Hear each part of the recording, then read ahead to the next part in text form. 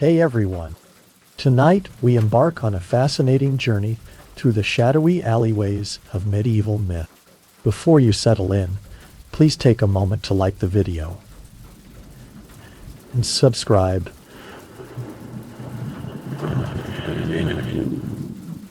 I would also love to hear from you in the comments about where you're tuning in from and what time it is for you. It's always intriguing to see who is joining us from across the globe. Now, let's dim the lights and perhaps turn on a fan for that gentle background hum as we ease into tonight's adventure together. If your only exposure to Vikings consists of towering blonde men smashing things with axes while howling as if they've just stubbed their toes on Valhalla itself, congratulations! You've already encountered the berserkers. These individuals were the original rage quitters of the medieval world. Warriors who, according to Norse sagas, would enter a trance-like fury during battle, becoming immune to pain, fear, and the very notion of subtlety.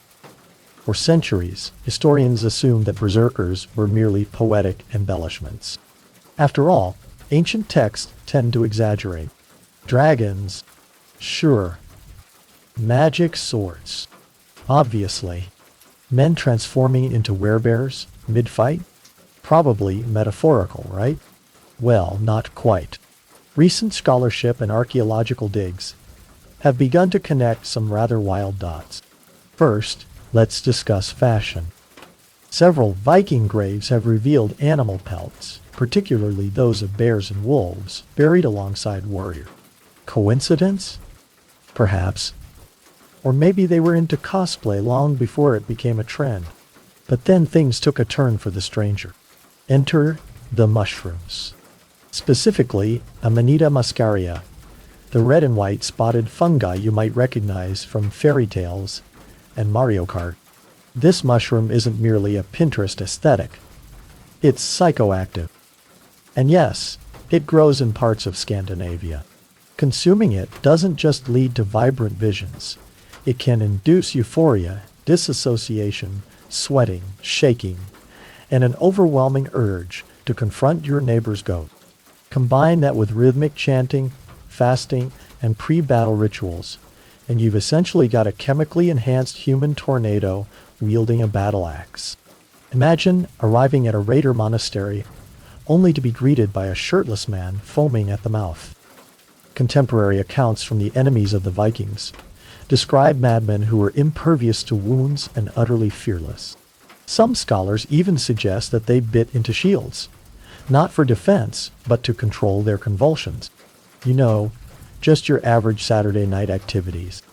The term berserk now lives on in our vocabulary, but back then it represented a terrifying tactical advantage. Picture trying to form a disciplined shield wall, while a hallucinogenic Norseman in a bear pelt charges at you as if he's in a heavy metal music video. Strategy? Meet chaos. Yes, 1518. The year when hundreds of people in Strasbourg, France, decided to combat despair, famine, and disease in the only way they knew how. By dancing. Not metaphorically, not romantically, literally dancing until their feet bled, their hearts gave out, and local authorities contemplated whether banning music might be healthier than banning witches. It all began small. One woman, Frau Trophea, stepped into the street and began to dance. No music, no audience, just pure medieval groove. A couple of hours in, you'd expect someone to toss her a loaf of bread and suggest she take a nap. Instead, people watched. Then they joined in. Apparently, in 1518, witnessing someone dance themselves into delirium meant, hey, that looks fun. Count me in. Within days, dozens were dancing, then hundreds, and not at a festival, but right in the middle of the street, sweltering in the summer heat without food, water, or any sense of self-preservation. It would have made a fantastic TikTok.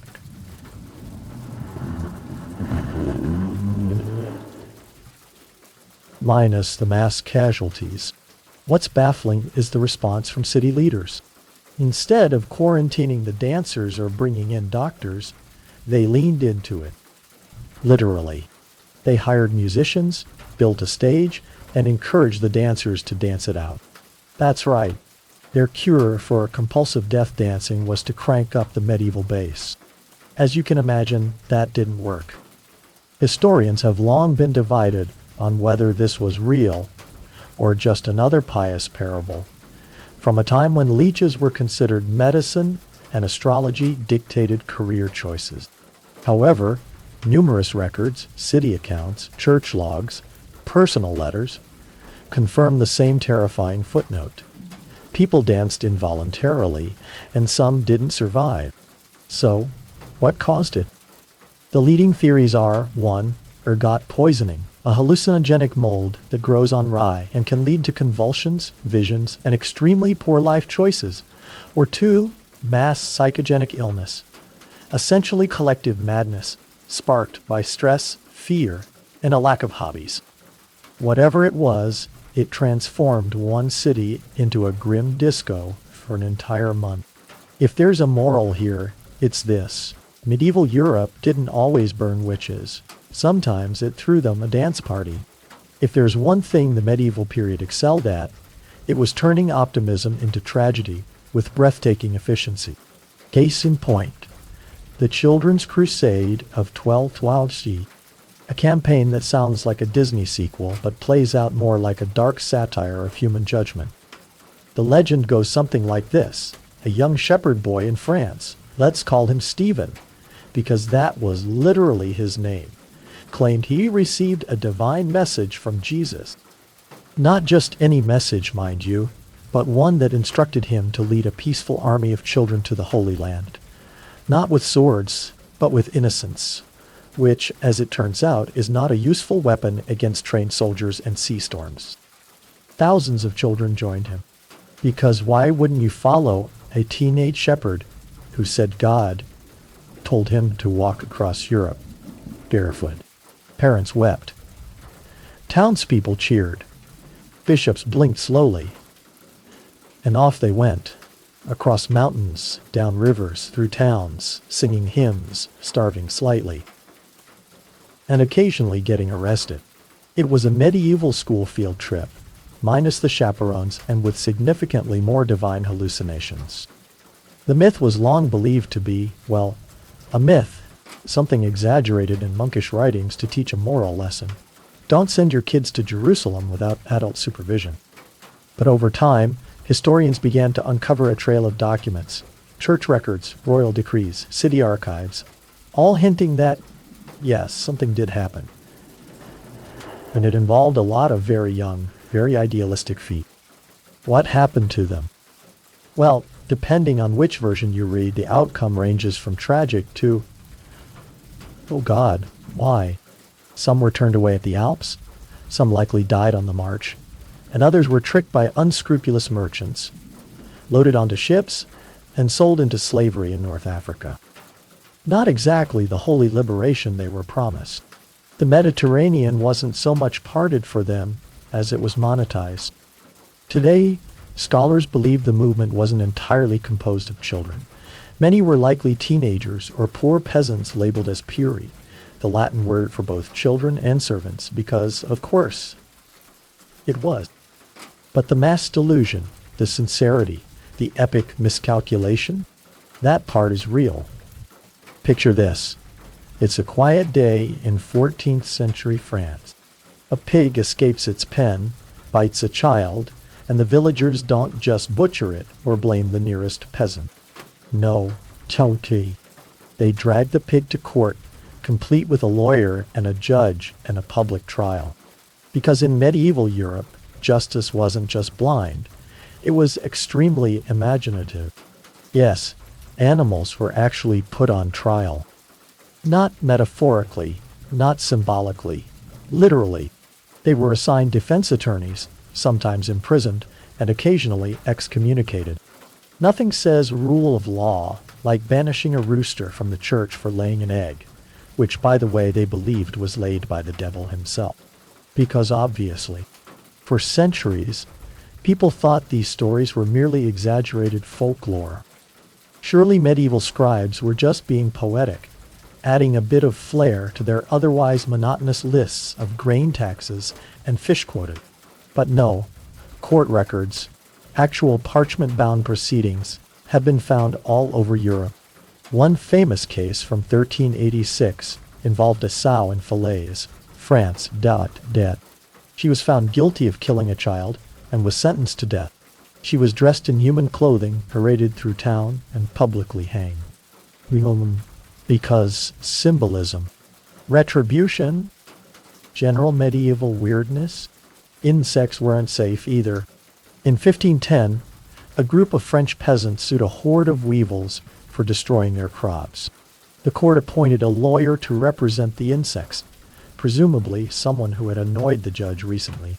After several hearings, the case was dismissed because, well, the bugs didn't show up.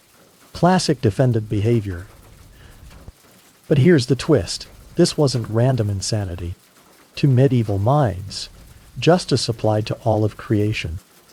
Animals, though lower than humans, were still part of God's moral universe. If they committed a crime or were suspected of being in league with dark forces, they faced the consequences. The Middle Ages didn't do things halfway. Some of these trials were ecclesiastical, meaning the church got involved. Others were secular, with full legal proceedings. All of them are now prime examples of how deeply humans can anthropomorphize anything with legs and a bad attitude. Nothing says medieval torture quite like the Iron Maiden, the infamous human-shaped metal sarcophagus lined with spikes on the inside, designed to turn heretics into Swiss cheese. You've seen it in museums, horror films, and probably that one guy's edgy high school sketchbook. There's just one problem. It's a complete historical fraud. Yes, the Iron Maiden is one of the most iconic torture devices never actually used in the Middle Ages, and yet it's paraded around as if it were the go-to tool of every moody inquisitor with a flair for the theatrical. The truth is, medieval torturers were creative. Disturbingly so. But this particular device was a 19th century invention, because apparently the Industrial Revolution wasn't horrifying enough on its own. So where did it come from? The first known Iron Maiden was cobbled together in the late 1700s or early 1800s in Germany, likely by someone who thought, you know what this museum needs? A big spiky lie. The idea was to create a compelling and horrifying display of what medieval justice might have looked like if everyone back then had watched too many slasher films. It was a hit. People love the spectacle because nothing sells quite like a morbid mix of pseudo-history and bloodthirsty imagination. Even museums leaned into it. You can still find Iron Maidens proudly displayed behind glass with placards that quietly mention, actually, this is a Victorian-era replica of something we made up entirely. Of course, medieval people did use torture. Extensively, creatively, with almost no HR department oversight. There were racks, thumbscrews, heretics' forks, and something called the pear of anguish, which sounds like a fruit, but isn't. But the Iron Maiden, not on the list. They were too busy being horrible in more practical ways. Why did the myth stick? Because it feels true. It fits the narrative of a brutal, superstitious age. It's also visually terrifying, a perfect icon for our collective nightmares about the past. Let's clear up one of the most persistent myths about the Middle Ages. No, medieval Europeans did not think the earth was flat. They weren't that clueless. They had other issues, plague, famine, surprise invasions by relatives with swords. But basic planetary geometry wasn't one of them. In fact, most educated people in the Middle Ages knew the earth was a sphere. Monks, scholars, and sailors understood it. Heck, even school books from the 1200s explained the earth's roundness, usually while subtly threatening children with eternal damnation if they didn't memorize Latin conjugations. The myth of a flat earth-believing Middle Ages was actually concocted much later, In the 19th century, when historians wanted to make the Renaissance and Enlightenment look cooler by comparison, it's easier to feel superior when you imagine your ancestors navigating with maps that resembled pizza boxes. The real medieval cosmology came from thinkers like Isidore of Seville, Bede the Venerable, and Thomas Aquinas, people with very pointy handwriting and extremely strong opinions on theology, philosophy, and celestial sphere. They weren't always right, mind you, but they definitely weren't flat earthers. Many based their understanding on Aristotle and Ptolemy, who again were all aboard the spherical Earth train. There were even practical reasons for knowing the Earth was round. Ships disappearing over the horizon. Round Earth. The curved shadow on the moon during a lunar eclipse. Round Earth. The fact that people in Spain couldn't see the same stars as people in Egypt. Again, round Earth. Medieval logic may have been 30% divine revelation, 20% Latin mumbling, and 50% random guesswork, but they still got this one right. The confusion mainly arises from a few scattered quotes taken wildly out of context and a whole lot of 19th century revisionism. Washington Irving, yes, the Sleepy Hollow guy, wrote a wildly popular fictionalized biography of Columbus that exaggerated how radical his round Earth voyage seemed. Spoiler alert, it wasn't. Imagine being accused of theft in a medieval village. No fingerprints, no camera footage. No, you won't believe what they did. Just you, a priest, a crowd of nosy neighbors, and a cauldron of boiling water. Because in the Middle Ages, justice often meant trial by ordeal, a legal process that relied less on evidence and more on divine intervention and third-degree burn. There were several popular ordeals, all designed to make you question your life choices. The ordeal of hot iron required the accused to carry a red-hot bar of iron for a few paces. If your hand healed cleanly in a few days, God clearly favored you. If it didn't, well, sorry, sinner. The ordeal of boiling water was even more entertaining. You'd plunge your hand into a pot of boiling water to retrieve a stone. If it healed nicely, you were innocent. If it healed like a pizza left under a heat lamp, you were guilty. And then there was the ordeal of cold water, which sounds more pleasant but wasn't. The accused was tied up and thrown into a river. If they floated, they were guilty, because water, being pure, would reject them. If they sank, well, they were innocent, but also dead. The system had its flaws. Now, modern minds might assume this was just barbaric nonsense. And yes, a strong argument can be made. But oddly, trial by ordeal sometimes worked, not because of miracles, but because of psychology. Many people who knew they were guilty refused to go through with it, confessed beforehand, or settled matters another way. And the priests? Oh, they often quietly rigged the results, letting the cauldron cool a bit, using mild water, judging the healing with some flexibility. They weren't sadists most of the time, just bureaucrats in robes. Eventually, trial by ordeal was banned by the church in 1215. Apparently, someone finally realized that burning people to prove their innocence might not be the pinnacle of divine wisdom. From then on, Europe slowly pivoted toward more rational legal systems, like duels, witch hunts, and accusing your neighbor of consorting with fraud. Ah, Robin Hood, the green-clad outlaw with sharp arrows, sharper cheekbones, and an unshakable moral compass. Stealing from the rich, giving to the poor, and somehow keeping his tunic wrinkle-free while living in a forest. Sounds great, doesn't it? Almost too great. That's because the Robin Hood we know, the dashing rebel hero who spouts one-liners while dodging arrows in slow motion, is about 90% literary invention and 10% actual medieval tax drama. But here's the fun part. Someone like Robin Hood probably did exist. Or rather, several someones did. Records from the 13th and 14th centuries mention men with suspiciously hoodish names. Rob Hod, Haberhad, and variations like Robertus Hoodoo, often listed as criminals or fugitives. And by criminals, we mean people who may have just skipped out on taxes, poached a deer, or looked at the local sheriff funny. None of them robbed banks or hosted socialist banquets under oak trees. But they were outlaws in the literal sense, cast outside the law, surviving on wit, bows, and a deep mistrust of authority.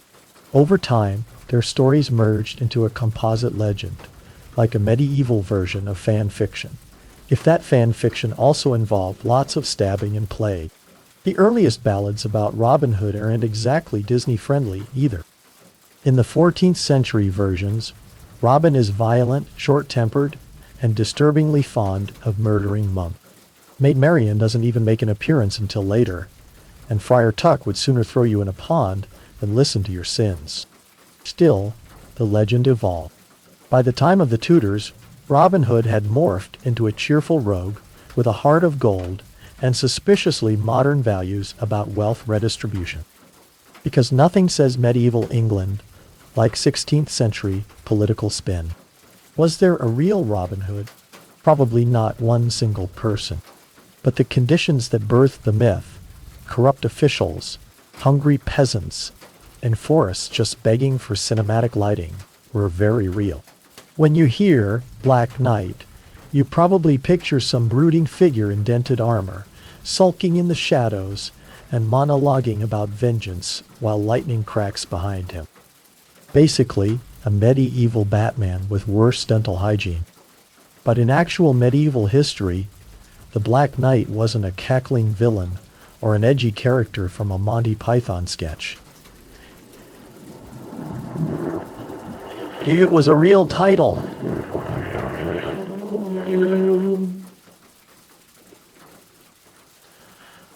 Or at least a nickname with some surprisingly respect. The term Black Knight usually referred to knights who either wore black armor, had a black coat of arms, or were associated with a noble family's dark-colored livery. That's it. No necromancy, no soul harvesting, no dramatic declarations like, "You shall not pass." In fact, many black knights were just regular nobles trying to coordinate their outfits. One of the most famous was Edward of Woodstock, known as the Black Prince. He was a 14th century English prince and military commander. Beloved by some, feared by others. And not at all the kind of guy who'd sit around in a cursed tower. He likely earned the nickname posthumously, perhaps due to his black armor or his enthusiasm for burning Frenchtown. Historians are still debating, mostly in polite academic duels. It wasn't until centuries later that the term Black Knight began accumulating villain points. Romantic literature, 19th century novels, and early Hollywood gave the term a glow-up, or more accurately, a gloom-down. Suddenly, the Black Knight became the brooding loner, lurking on the fringes of tournaments, morally ambiguous, and often shirtless for some reason. But back in the real Middle Ages, Black Knights were just part of the color-coded feudal fashion scene. They didn't swear dark oaths under blood moons. They just wanted their armor to match their family banners, and maybe look cool while doing it. Some medieval stories sound like they were written after a few too many pints of mead. Take, for example, the tale of a shining city built in the middle of a swamp by monks, a sort of holy Venice, but with more prayer and fewer gondolas. For centuries, local folklore in the English fenlands spoke of Crowland Abbey, a marvel of stone and piety, standing proudly on an island of dry land surrounded by boggy despair. It was said that monks built bridges out of faith, logs, and possibly divine stubbornness. Scholars long dismissed it as a quaint exaggeration. After all, who in their right medieval mind would build a monastery in a swamp? Well, monks would. Recent excavations have confirmed that Crowland Abbey, founded in the 8th century and expanded throughout the Middle Ages, did indeed rise out of the muck, complete with causeways, raised walkways, and early drainage systems so clever they make modern plumbing blush. These monks weren't just praying in the mist. They were engineering their way through it. They constructed wooden platforms on piles driven deep into the peat, used gravel and clay to firm up walkways, and built bridges, including the famous triangular bridge, which still survives today. Three-way symmetry, baby. You don't get that kind of architectural ambition from drunken peasants with a shovel. So why the swamp? Well, two reasons. Isolation and tax breaks. Monasteries were supposed to be separate from the sinful world. Nothing says holy isolation like being surrounded by mosquitoes the size of pigeons. Plus, land that no one else wanted was often cheaper. Monks got crafty. They turned the marshes into a hub of spiritual and economic activity, farming eels, making cheese, and somehow avoiding trench foot every winter. The result?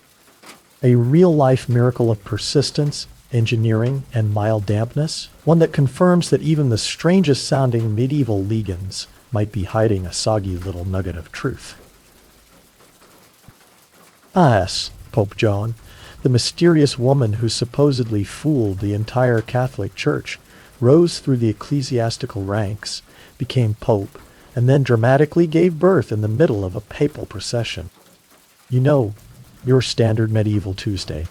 For centuries, her story was whispered with scandalous glee, and then furiously denied by church scribes with the energy of someone deleting browser history.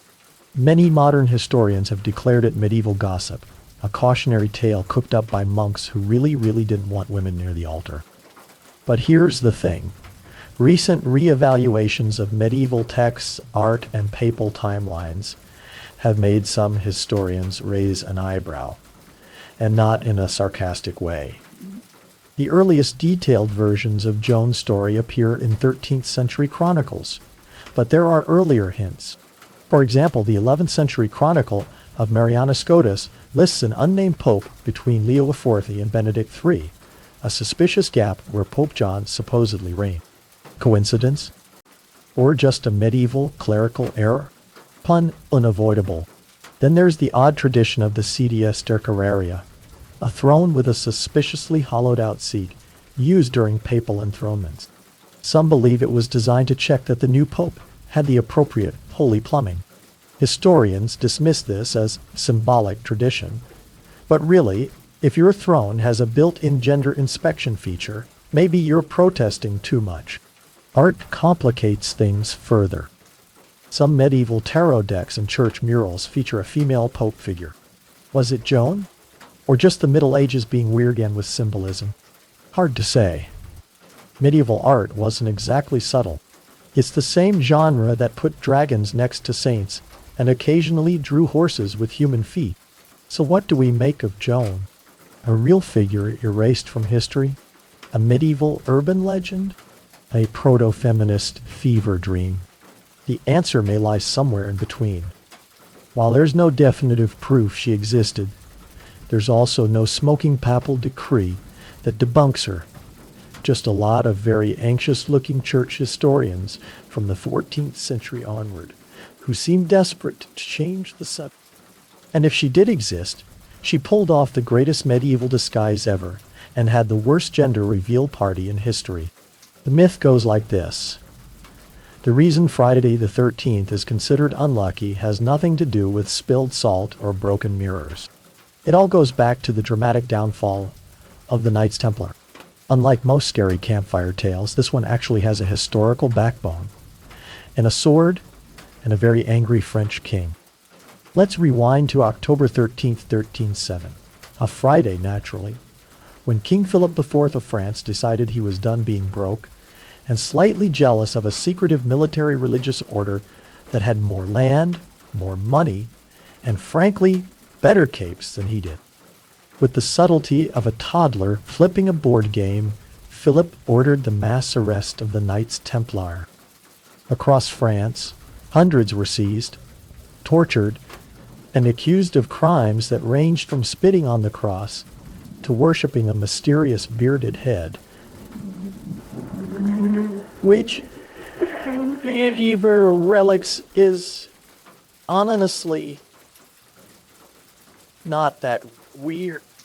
The Pope at the time, Clement V, tried to act surprised but eventually folded under pressure. And by pressure, we mean Philip breathing heavily down his neck with an army. The church disbanded the order in 1312, and the last Grand Master, Jacques de Molay, was burned at the stake in 1314. Before his fiery exit, he allegedly cursed both the king and the Pope, and guess what? They both died within a year. Coincidence or medieval karma? So yes, the connection between Friday the 13th and the Templars has historical roots, though the superstition didn't really bloom until centuries later. But the drama? That's 100% certified medieval. The Templars weren't just knights. They were bankers, crusaders, landowners, and walking PR nightmares for secular rulers.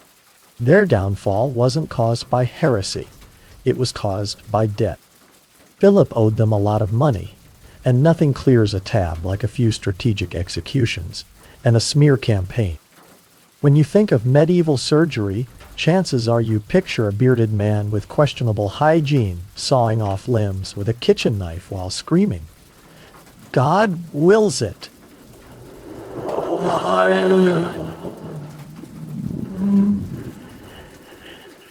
Over a background chorus of patient agony and Gregorian chants.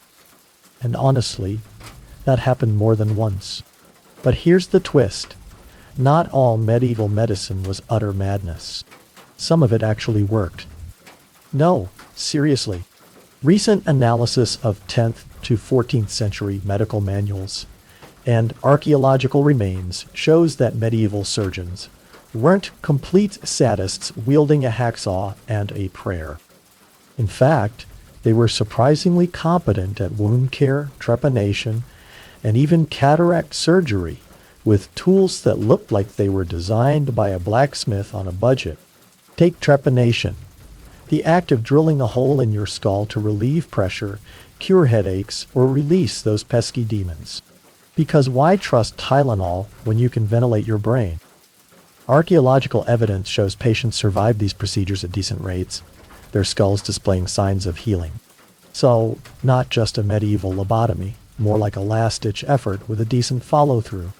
And then there's wound care. Texts like the E Trochulala and E Chirurgia Magna contain recipes that would make a modern herbalist weep with joy.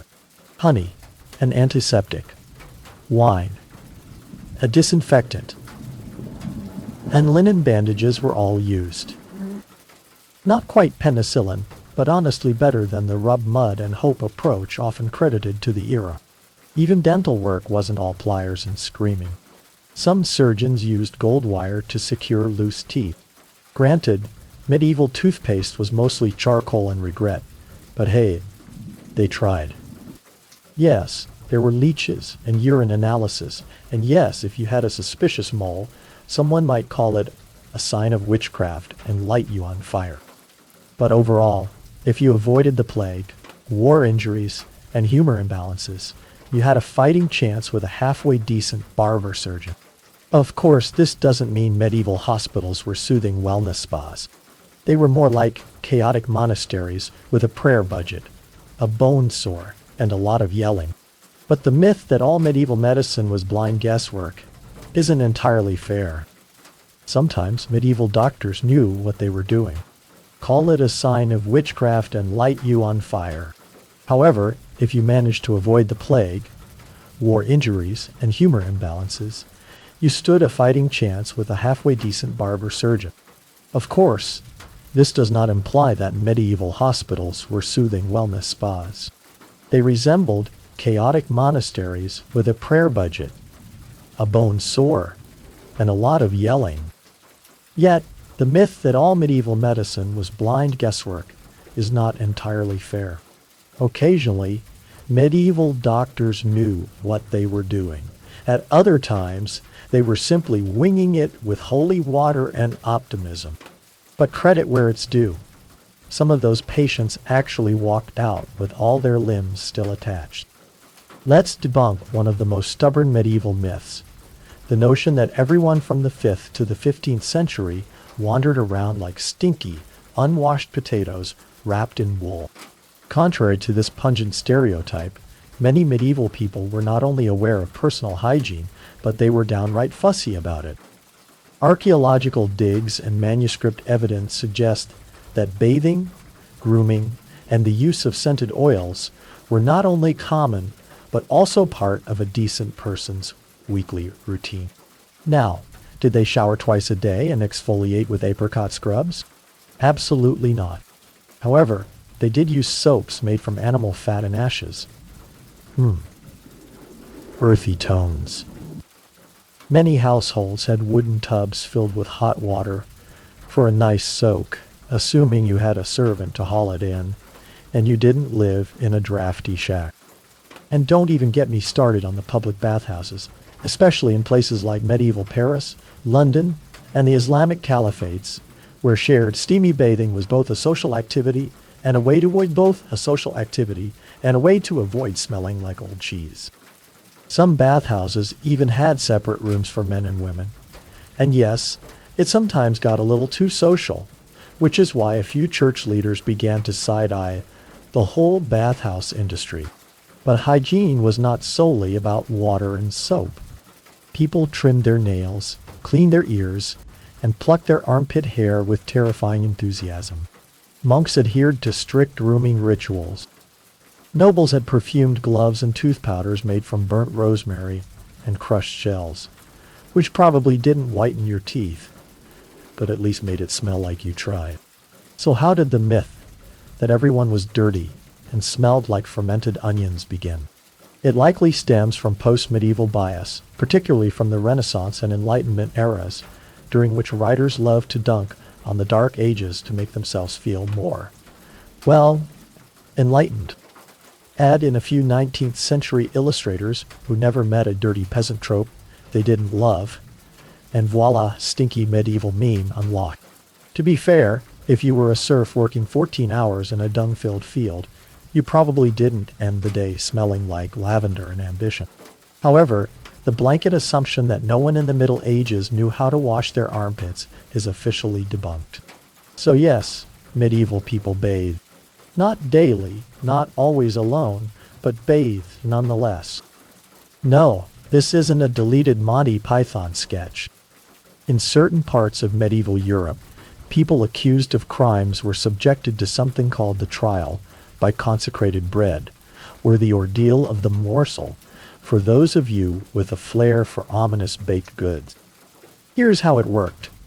An accused person, usually a clergyman, would be brought in front of a jury of solemn, probably half-asleep monks.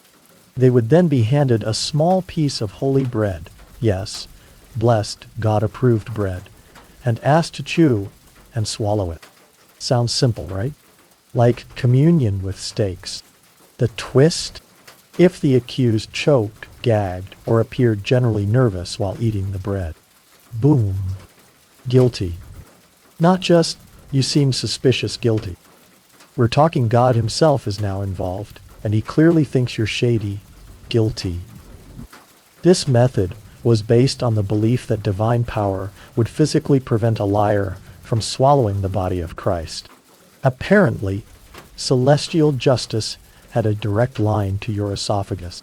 It was essentially a medieval lie detector test, but instead of wires and sweat glands, you got carbs and judgmental monks, and you thought job interviews were stressful. What's wild is that this wasn't fringe behavior. These ordeals were sanctioned by church authorities for centuries, especially in Anglo-Saxon England. It was believed that divine intervention would reveal the truth where mortal justice failed.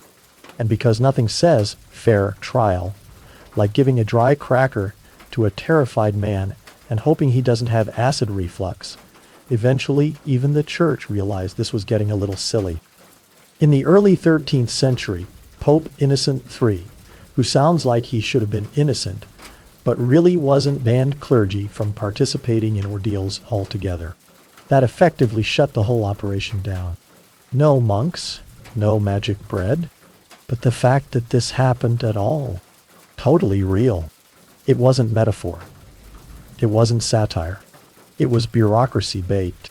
The initiation of a new Templar did not begin with fanfare or public ceremony. It commenced in silence in the earliest hours of the morning when the world still lingered in darkness. A candidate, usually a young knight of noble birth, would approach the gates of a Templar preceptory, a fortress monastery that was part barracks, part holy sanctuary. He arrived with no fanfare, no escort, and no weapons. By custom, he was to come humbly, leaving behind the trappings of his old life.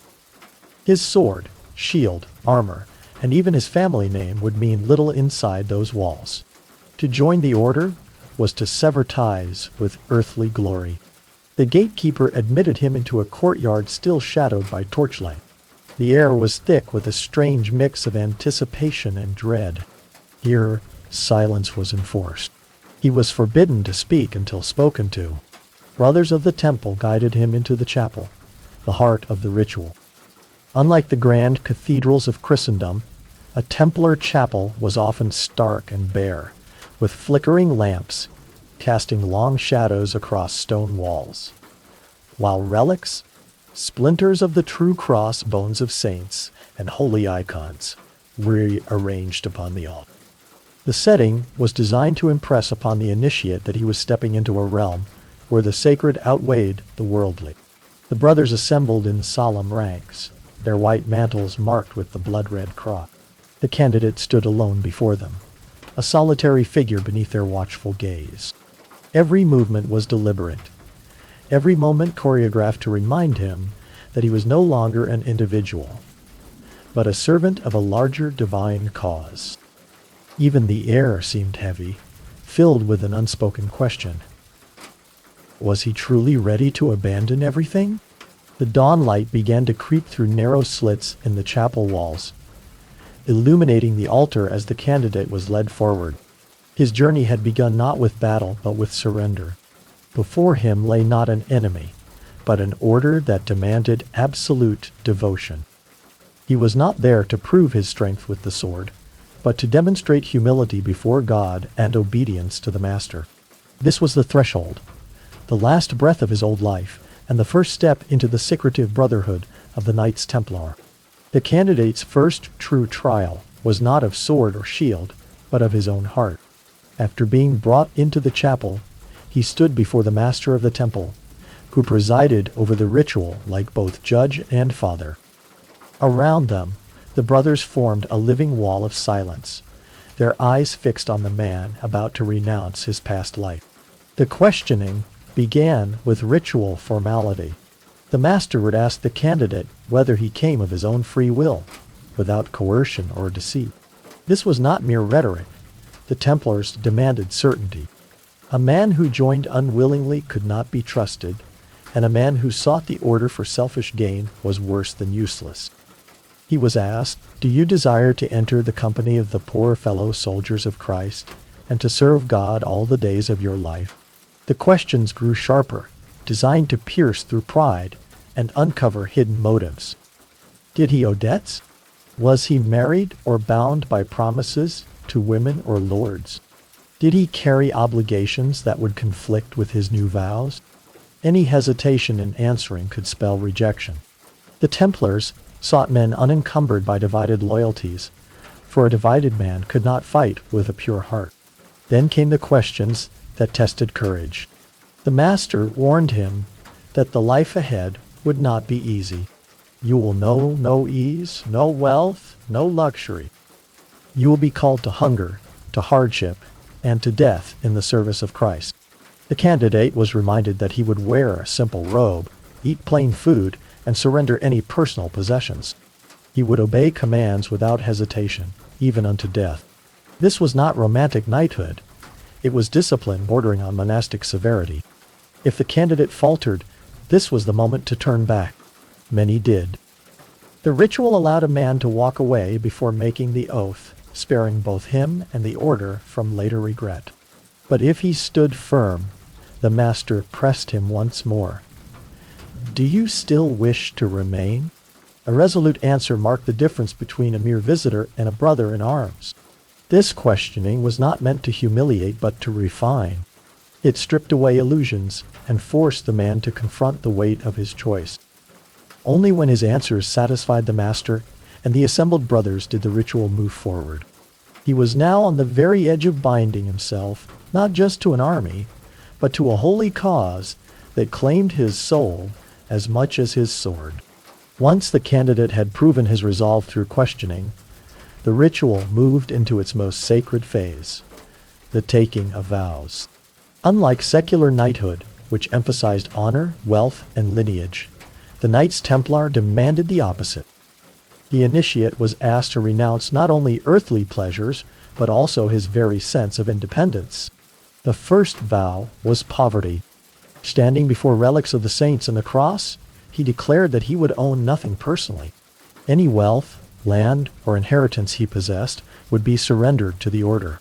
From that moment forward, his bed, cloak, sword, and even the bread he ate, all belonged not to him, but to Christ through the temple. Poverty was not symbolic. It was total. A Templar knight might have once commanded dozens of servants, but now he would sleep on straw and share meager rations with his brothers. The second vow was chastity. Here, the candidate swore to renounce women, marriage, and the comforts of family life. For many, this was the hardest oath. To forsake heirs meant to cut off dynastic legacy, a duty that noble families prized above all. Yet the Templars demanded it without hesitation. The initiate swore to love no woman in a carnal sense, devoting all passion instead to Christ and the Virgin Mary. This was one of the reasons the order's rituals later fueled suspicion. In a society where marriage defined one's role, men who cut themselves off from women were seen as unnatural, perhaps even dangerous. The third vow was obedience. If poverty demanded the surrender of possessions and chastity demanded the surrender of desire, obedience demanded the surrender of will. The candidate swore to follow the commands of the master and his superiors instantly and without question, whether on the battlefield or in the cloister. This vow bound the knight as tightly as chains. His life was no longer his own. If commanded to ride into certain death, he would go. If commanded to wait in silence for years guarding a remote outpost, he would endure. Taken together, these vows stripped a man of the three things most prized in medieval knighthood: wealth, family, and independence. But in their place, the order offered something greater, belonging to a brotherhood that claimed to serve not an earthly lord, but God himself. It was in this surrender that the candidates ceased to be mere warriors and became Templars. With the vows spoken, the ritual deepened into a physical act of devotion, the kissing of holy relics. This was no mere gesture of piety. It was the binding seal of the candidate's oaths. Before him, the altar had been prepared with the most sacred treasures the order possessed: a fragment of the true cross, bones of saints, or a gospel manuscript. These relics were believed to hold divine power, and to touch or kiss them was to invite God himself to witness, to promise. The candidate, now kneeling, was guided forward by two senior brothers. He lowered his head in submission, not to the master or the brethren, but to the sacred objects that represented heaven's authority. The first kiss was often upon the cross, a symbolic union with Christ's suffering. This was meant to remind him that the knight's life would be one of sacrifice, hardship, and service, mirroring the sacrifice on Calvary. Next came the relics of saints, men and women who had lived holy lives of endurance and faith. By pressing his lips to their remains, the initiate aligned himself with their legacy. It was a moment of transference where the living pledged to carry the torch of the dead. To refuse the kiss would have been unthinkable, but the act was more than symbolic. In the medieval imagination, to kiss a relic was to form a covenant. Breaking that covenant would endanger one's soul for eternity. The ritual was heavy with silence. The gathered brothers stood still, their white mantles unmoving, while the soft sound of lips against relics echoed in the chapel. The candidate knew that every kiss was not just a kiss of faith, but a kiss of binding. From that moment forward, betrayal would not only shame him before men, but condemn him before God. This act of veneration also added fuel to later myths. Outsiders whispered that the Templars kissed relics in secret rites, or worse, that they kissed forbidden objects of blasphemy. Such rumors, spread in later centuries, would haunt the order. But in truth, this moment was deeply orthodox, the sacred sealing of vows that mirrored practices found across medieval Christendom. When the final relic was kissed, the initiate was no longer simply a candidate. He was bound by lips and oaths, tied to a chain of faith that stretched back to saints, apostles, and Christ himself. The vows and relics had bound the candidate spiritually, but the order demanded a visible display of humility before he could be welcomed fully. This moment came when he knelt before the master of the temple, a gesture that transformed him from knight of the world to servant of Christ's militia. In medieval society, kneeling was a symbol of fealty, a way of showing submission to a lord, but in the Templar rite, the meaning was even deeper. The candidate knelt not to a man, but to the discipline and divine mission embodied by the master. The ritual was simple, yet heavy with meaning. The candidate sank onto both knees, head bowed, his hands pressed together as if in prayer. This posture was no accident. It echoed the way a vassal pledged loyalty to a feudal lord, yet stripped of the worldly rewards that came with such service. Here, there would be no lands, no castles, no riches promised in return. Instead, the knight was binding himself to poverty, chastity, obedience, and the perpetual hardships of holy war. The master placed his hands over the candidates, sealing the act with authority. Then came the words of command, a reminder that from this moment forward, the initiate must obey without hesitation. Whether the order was to ride into battle, to guard a lonely fortress in the desert, or to spend years in prayer and fasting, his duty was absolute. Obedience was not a matter of negotiation, it was total. Yet, there was also comfort in this kneeling. For all its severity, the order was a brotherhood. The candidate was no longer an isolated warrior, but a part of a chain of loyalty and protection. By kneeling, he signaled his willingness to be shaped, disciplined, and defended by his brothers as much as he was now bound to serve them. Observers outside the chapel might have seen only a knight kneeling before another man, but within the order, this act carried a mystical dimension. To kneel was to die to the self, to cast aside pride, and to be reborn in service to God's will. It was the act that broke the knight's worldly identity and remade him into a Templar. When the master raised him up, he was no longer a supplicant. He was a brother marked by humility, yet bound to carry himself with the unshakable strength of one who served not kings, but the kingdom of heaven. After kneeling before the master, the initiate was not yet complete. The ritual reached its communal stage, his acceptance among the brethren. If the vows had tied him to God, and the kneeling had bound him to obedience, this next step wove him into the living fabric of the order itself. The gathered knights, standing in solemn ranks, now became witnesses and guarantors of his new life. They were not silent spectators. Their presence mattered. In the dim light of the chapel, their white mantles with the crimson cross created a striking image, reminding the candidate of the purity demanded and the blood he might one day spill. Each brother had endured the same questioning, sworn the same vows, and bent the same knee. To be admitted into their company was not simply to join an army. It was to become part of a spiritual family. At this point, the master would turn to the assembly and ask if any brother had reason to oppose the new initiate. It was a dramatic moment, filled with tension.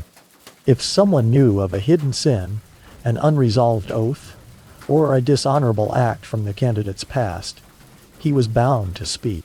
Silence was agreement. It meant that the man was accepted as pure enough for the temple. The weight of collective approval was immense. Acceptance was not only by the master, but by the entire brotherhood. Once no objection was raised, the master declared the candidate a Templar. At this pronouncement, the atmosphere shifted. The brothers, who had until then remained rigid and distant, now welcomed him with a gesture of fraternity.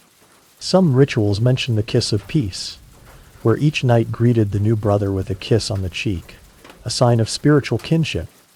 Others describe a symbolic embrace, bringing the initiate physically into the fold. This moment of acceptance carried enormous significance. The knight was no longer alone, no longer a wandering warrior, with only his sword for company. He had gained hundreds of brothers who would fight, pray, eat, and even die beside him.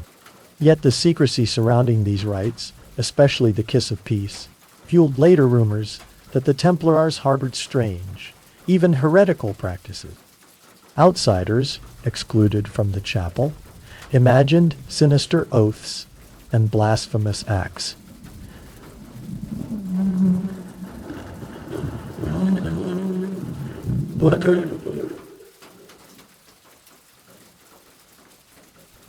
For the brothers themselves, it was simply the sacred confirmation of belonging, a visible sign that the candidate had passed.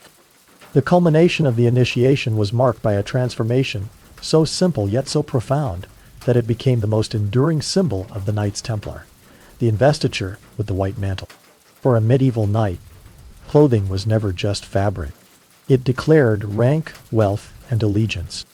To be stripped of one garment and given another was to shed an old identity and assume a new one. The candidate, still kneeling, was brought before the altar once more. A senior brother stepped forward carrying the mantle, a plain white cloak marked with a crimson cross. Its simplicity stood in stark contrast to the rich tunics and colorful heraldry that most knights wore. Where other warriors adorned themselves with family crests and gold embroidery, the Templar mantle declared humility, purity, and absolute devotion. The red cross stitched over the heart was not decoration, but a reminder. Blood might be demanded, and sacrifice was inevitable. The master spoke as the garment was placed upon the initiate's shoulders. He explained that the whiteness symbolized chastity and spiritual cleanliness, while the cross was both burden and blessing. To wear the mantle was to proclaim before all men that he had renounced the world. Wherever he traveled, from Paris to Jerusalem, from dusty roads to royal courts, his cloak announced him as a Templar bound by vows that set him apart. This investiture was often accompanied by warning. The master would remind the new knight that if he should ever betray his vows, the mantle would become a curse rather than a blessing. To disgrace the cross was to invite eternal damnation. The garment, once bestowed, was not merely clothing, but a sign of spiritual marriage to the order. It could not be worn lightly. The chapel would fall into hushed reverence as the initiate rose, now cloaked in white and red. For the first time, he stood visibly as a Templar knight. The assembled brethren saw not a candidate but a brother, clothed in the same colors that they themselves bore. The moment carried both pride and dread. Pride, because the new knight had entered one of the most powerful orders in Christendom.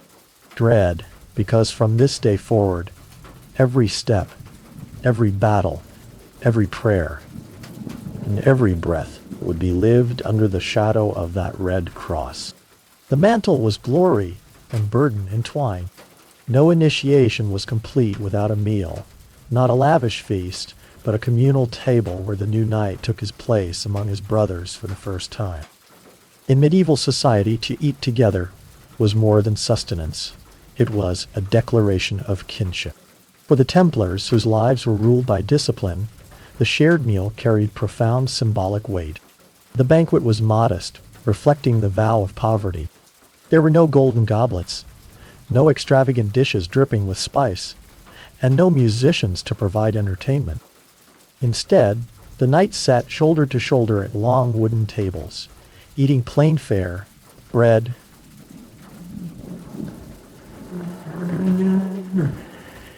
Breath.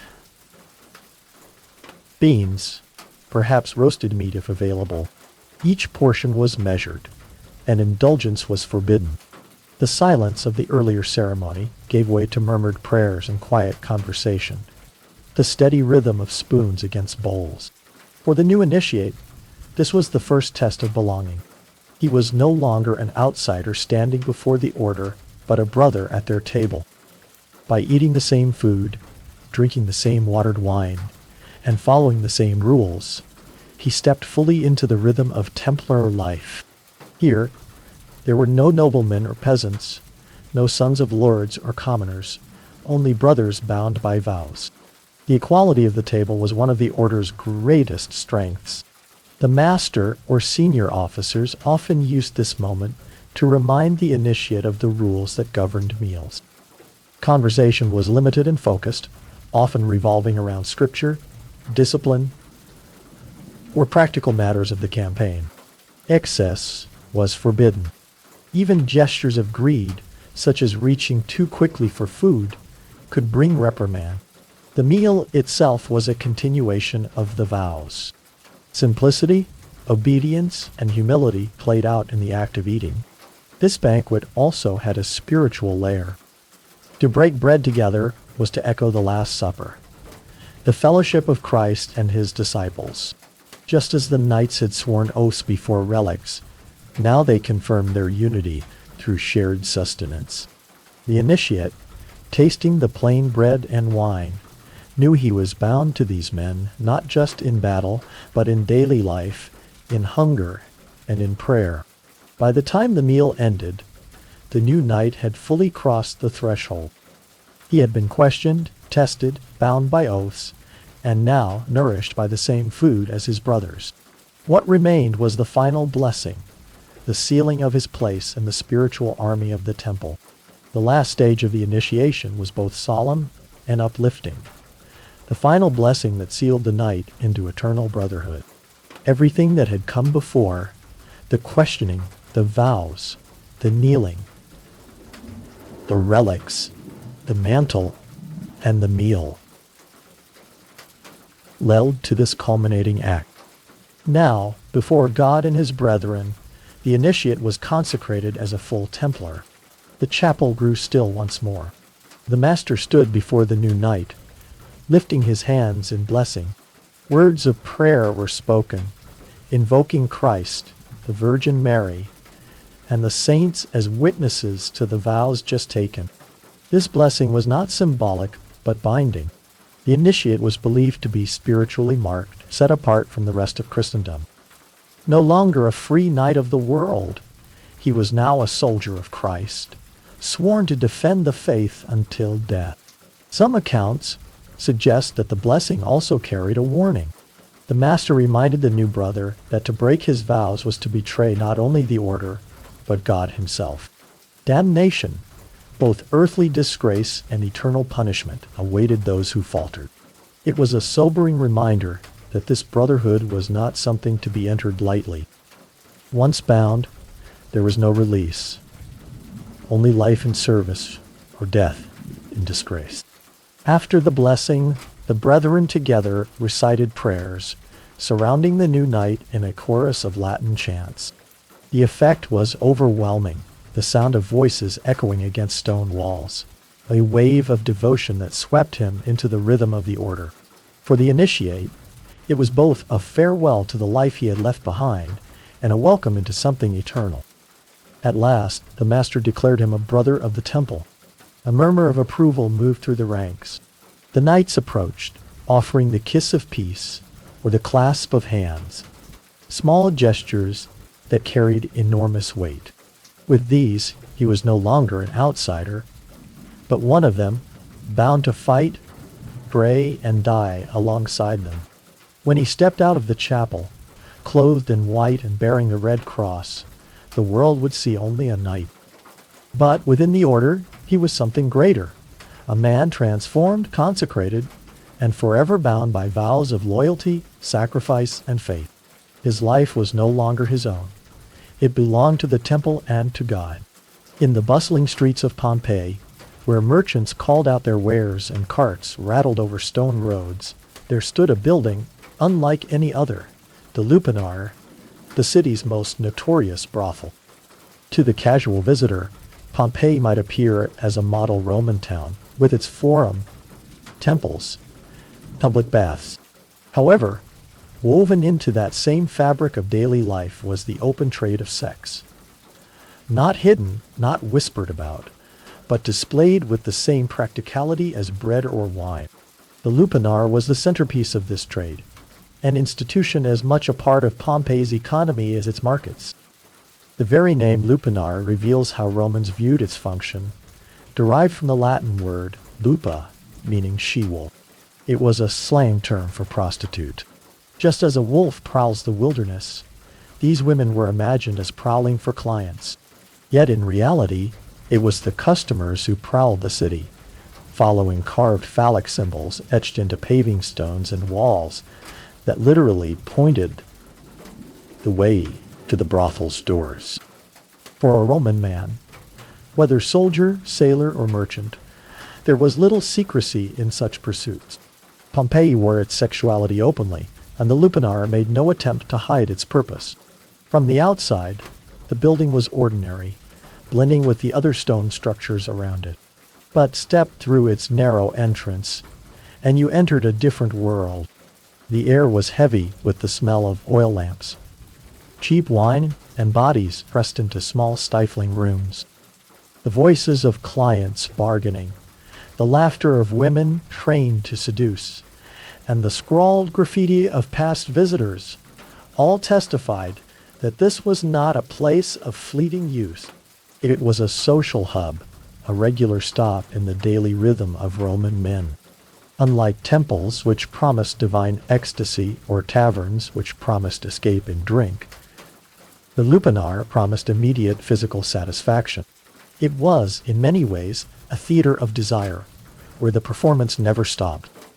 Some came in groups, others alone, but all found the same blunt efficiency: stone beds, straw mattresses, and painted walls that advertised what could be purchased. To enter the Lupanar was not to step outside Roman life, but to step directly into it. Here, in this dim, narrow building, one could glimpse the raw intersection of economy, desire, and social custom, the side of Pompeii that the ash of Vesuvius would preserve for eternity. From the outside, the Lupanar looked like any other stone building in Pompeii, its facade blending in with taverns, shops, and homes.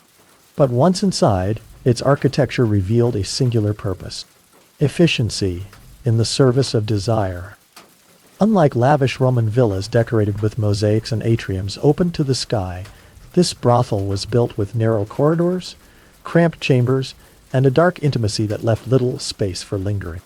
The building itself was 2 stories tall. The ground floor housed 5 small rooms, each with a built-in stone bed. These were little more than cubicles, windowless, airless, and sparsely furnished. A thin mattress stuffed with straw or cloth was laid across the stone platform, often covered with a rough blanket. Comfort was not the goal, durability was. The stone ensured that the beds could withstand constant use without splintering or collapsing, while straw could easily be replaced when fouled. For the average Pompeian man, this was enough. Sex was a transaction, not a romance. A staircase led to the second floor, where the atmosphere was slightly different. The rooms upstairs were larger, brighter, and often reserved for wealthier clients. Here, visitors might find wooden beds, softer coverings, or a touch of privacy absent downstairs. Those who could afford to pay more sought not only pleasure, but also comfort, and the architecture reflected this hierarchy of experience. At the center of the brothel was a small stone staircase, the artery that connected rich and poor, upstairs and downstairs, fleeting encounters and longer indulgences. The walls themselves served a role in guiding customers. Phallic carvings pointed toward the rooms, almost like arrows, ensuring that even strangers could navigate the building. The brothel was practical, but it was also symbolic. The cramped ground floor rooms represented the raw, unvarnished side of Roman sexuality. Quick, transactional and accessible to all. The upper rooms reflected the stratification of Roman society, where wealth could still purchase luxury even in the pursuit of lust. Together, they formed a microcosm of Pompeian life. Divisions, economic realities, and human desire all compressed into a single structure. To walk its halls was to step into a machine built for one purpose. Every corner of the lupanard, from the echo of footsteps on stone floors to the flicker of oil lamps against frescoed walls, reminded the visitor that this was not a home or a temple, but a marketplace of flesh. Perhaps the most striking feature of the lupanard, and the one that has fascinated historians and tourists alike, are the erotic frescoes painted above the doorways of its small rooms. These images were not abstract decorations or veiled hints. They were explicit, colorful depictions of sexual acts, preserved remarkably well under the ash of Mount Vesuvius. To walk into the brothel was to be confronted by a literal catalog of desire, a visual menu that guided the client in his choices. In a city where literacy rates were limited, especially among slaves, foreigners, and lower-class visitors, these paintings were practical. A traveler who did not speak Latin, or a client who could not read, could still point at the image that matched his preference. Each fresco depicted couples in different positions or scenarios, leaving little room for modesty or ambiguity. The Romans did not cloak sexuality and euphemism here.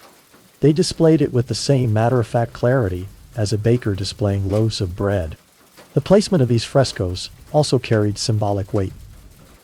They were positioned above each room's doorway, almost like signboards in a shop.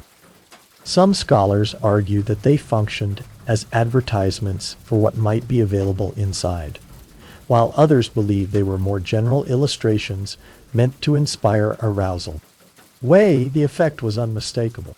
The walls themselves became salesmen, guiding the eye and the imagination. The artistry was crude by the standards of Roman villas, which often boasted refined mythological frescoes. But what the lupanar's images lacked in polish, they made up for in clarity. The bold lines, exaggerated bodies, and unembarrassed poses conveyed exactly what was on offer.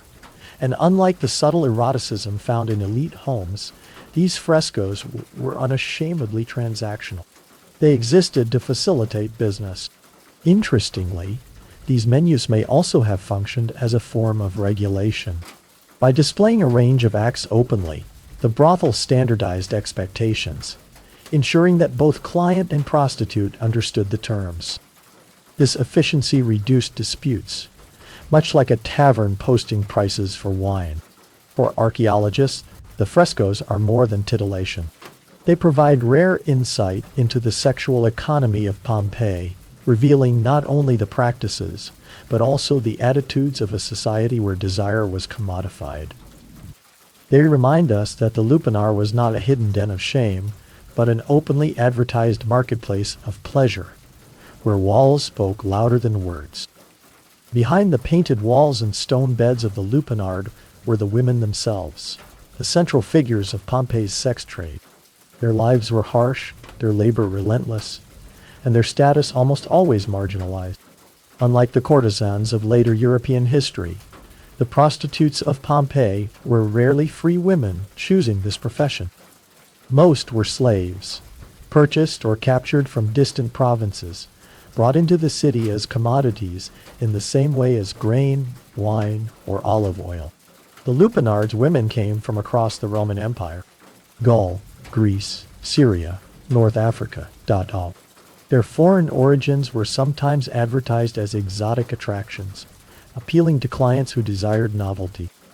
These women often had their identities stripped away, given simple Romanized names such as Fortunata, Lucky One, or Prima, the First. Such names reduced them to functions, cataloged like items in a market stall.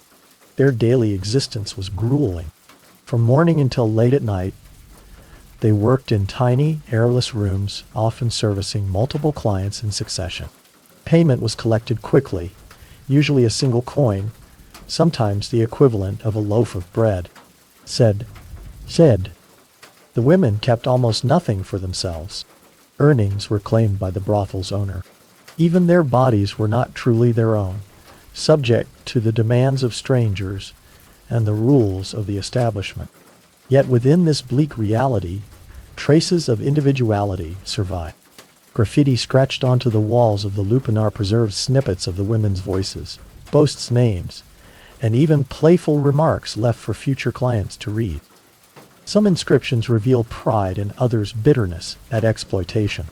These fragments remind us that the women were not faceless commodities, but human beings with wit, frustration, and resilience. The stigma they bore was immense. Roman society tolerated prostitution but did not honor it. Prostitutes were legally classified as infames, a status that stripped them of many rights.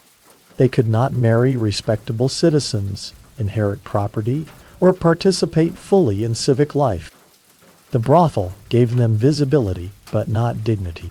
Still, these women were essential to Pompeii's economy and social fabric. They provided a service openly demanded by men of all classes, from slaves to senators. And though their names have largely been lost to history, the ash of Vesuvius has preserved the traces of their labor, their voices, and their silent endurance inside the narrow chambers of the lupanar. If the women of the lupanar were its labor force, the clients were its lifeblood. To understand Pompeii's brothel, one must understand the men who filled its rooms.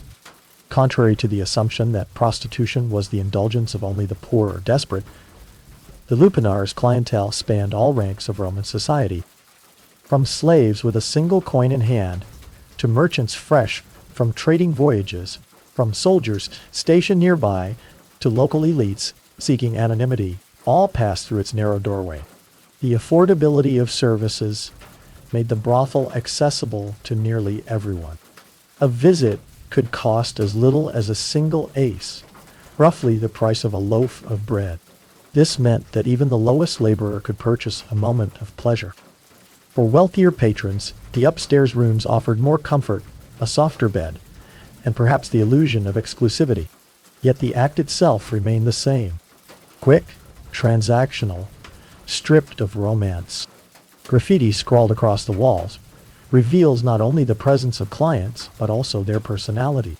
Some proudly recorded their visits. I had a great time here with Fortunata. Die. Left crude boasts of their virility, turning the walls into a ledger of masculine ego. A few inscriptions even read like customer reviews, praising or mocking the women by name. These writings, casual yet permanent, paint a vivid picture of how normalized brothel visits were in Pompeian life. For Roman men, there was little stigma in visiting a prostitute.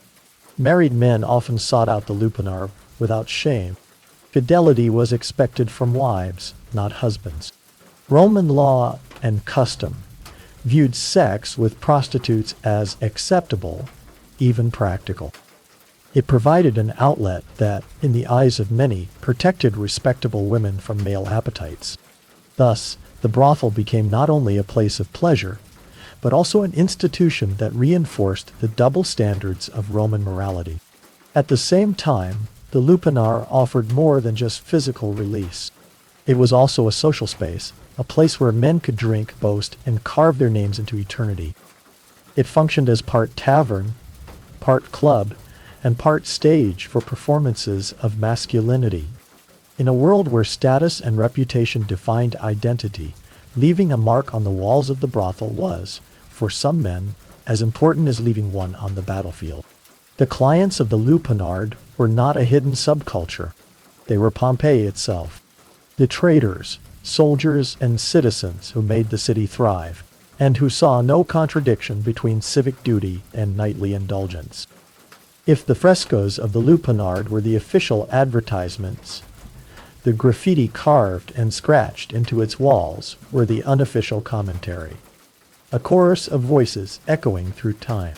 Few ancient buildings offer such an intimate glimpse into daily life as this brothel, where the walls became a canvas for humor, pride, lust, and frustration. Visitors left behind crude boasts of their conquests. One inscription reads, I screwed many girls here. Another, more specific, names the prostitute. I had a good time with Fortunata for 1 coin.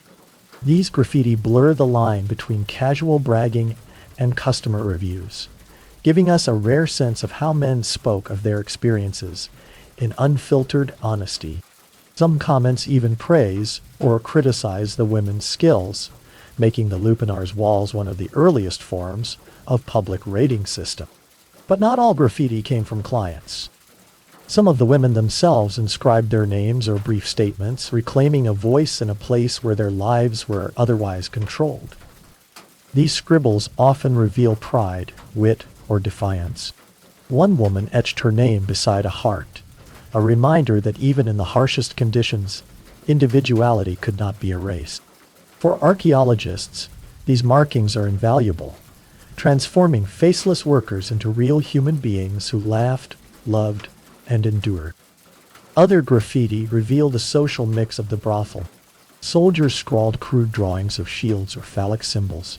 Merchants recorded names, and travelers carved jokes in foreign scripts. The brothel became not just a site of sex, but a cultural meeting point, a melting pot of languages and classes united by common appetite. Interestingly, some inscriptions veered into the philosophical. One reads, "Weep you girls, my penis has given you up."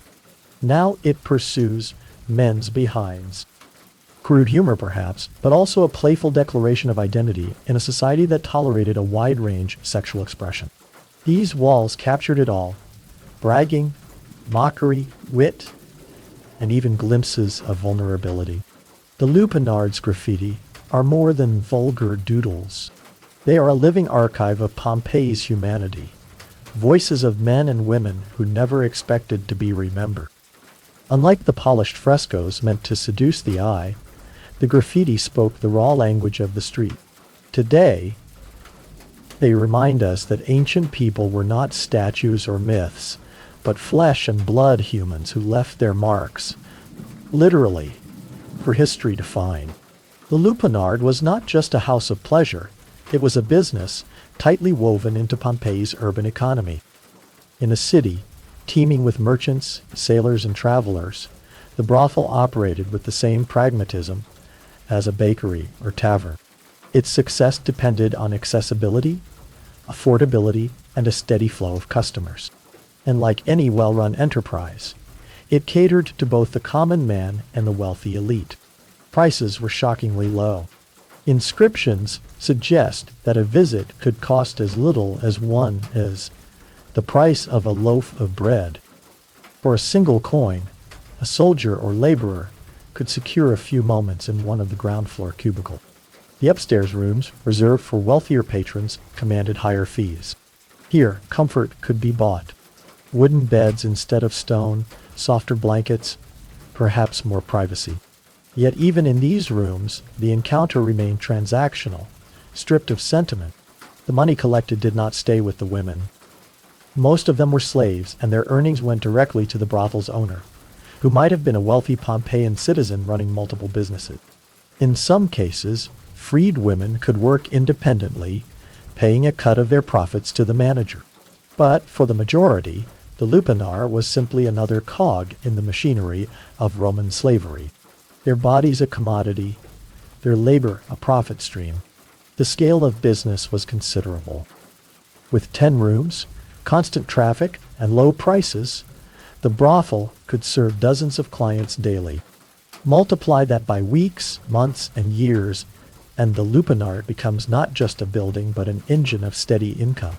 For Pompeii's economy, already fueled by trade and tourism, the sex industry provided an additional layer of commerce that few considered scandalous.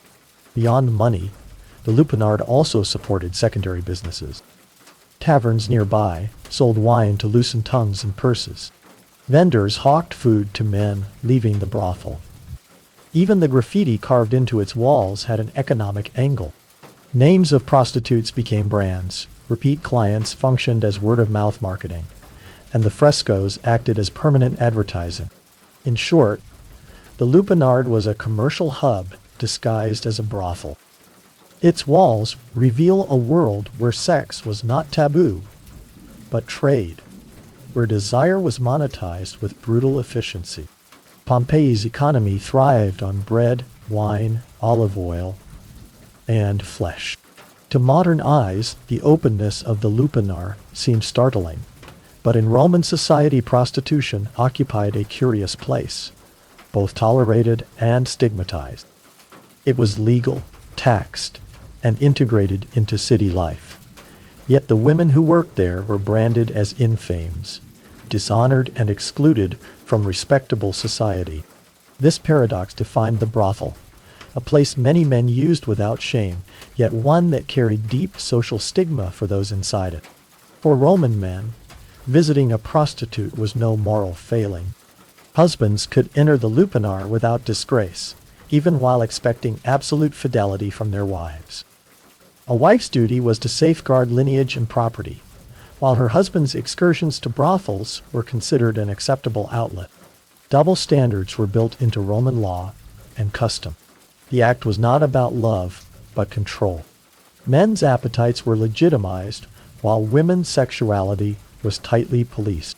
The prostitutes, however, bore the full weight of stigma. As infames, they were stripped of rights. They could not marry respectable citizens, testify in court, or inherit wealth. Their bodies were public property in the eyes of the law. Even freed women who entered the trade voluntarily remained socially tainted, unable to climb into respectability. To be marked as a prostitute was to be permanently branded regardless of wealth or age, yet society could not function without them. Moralists like Seneca and philosophers like Cicero acknowledged that prostitution kept social order, providing a sanctioned outlet for male desire. Augustus himself regulated the trade, requiring prostitutes to register with authorities.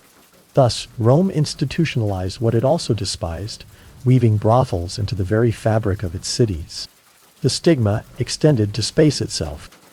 The Lupina was located not in Pompeii's elite districts, but in a working-class quarter near taverns and shops. Respectable women would not pass its threshold, nor would noble families openly acknowledge its existence, yet its clients came from every stratum. The building was both central and marginal, a paradox carved into stone. This tension between tolerance and shame is what makes the Thalipard so revealing. It was neither hidden nor celebrated, but accepted as a necessary, even useful, part of Roman life. The brothel embodied the contradictions of Roman morality, desire and discipline, acceptance and condemnation, woven together in a city that lived comfortably with both. When Mount Vesuvius erupted in 79 CE, it did more than destroy Pompeii, it preserved it. The lupanard, like the rest of the city, was entombed under layers of ash and pumice, sealing within its walls a snapshot of Roman life that might otherwise have vanished. Unlike Rome itself, where centuries of rebuilding erased much of the past, Pompeii remained frozen in an instant, offering archaeologists an unparalleled time capsule. The lupanar's survival is extraordinary. The stone beds still stand in their cramped cubicles, worn smooth from countless encounters. The erotic frescoes remain vivid, their colors protected by volcanic ash, their scenes of desire shockingly direct to modern viewers. Graffiti lines the walls just as it did nearly 2,000 years ago, preserving the casual boasts of clients and the names of women whose lives would otherwise be forgotten. Every scratch, every crude drawing, every boastful word became immortal the moment Vesuvius erupted. For historians, the lupanar is more than a curiosity. It is evidence of how openly the Romans integrated sexuality into their urban world. The brothel was not an exception, but an institution, legal, regulated, and normalized. Its preservation forces us to confront the reality of Roman life not through myth or idealized literature, but through the raw, unpolished remnants of daily transaction. The legacy of the lupanard also lies in its contradiction. It reveals a society that commodified human bodies while celebrating sexual freedom, that allowed men to indulge without shame while condemning women to lives of stigma. It challenges modern notions of morality, forcing us to ask uncomfortable questions about power, exploitation, and desire in ancient societies. Today, visitors to Pompeii often make the lupanar one of their first stops, drawn by curiosity and the promise of scandal. Yet those narrow stone rooms are not merely salacious relics. They are memorials to lives lived in shadows, women who labored without recognition, men who scrawled their names into eternity, and a city that saw no contradiction in mixing commerce with lust. The lupanar endures as Pompeii's most infamous building, a place where economy, desire, and human frailty collided.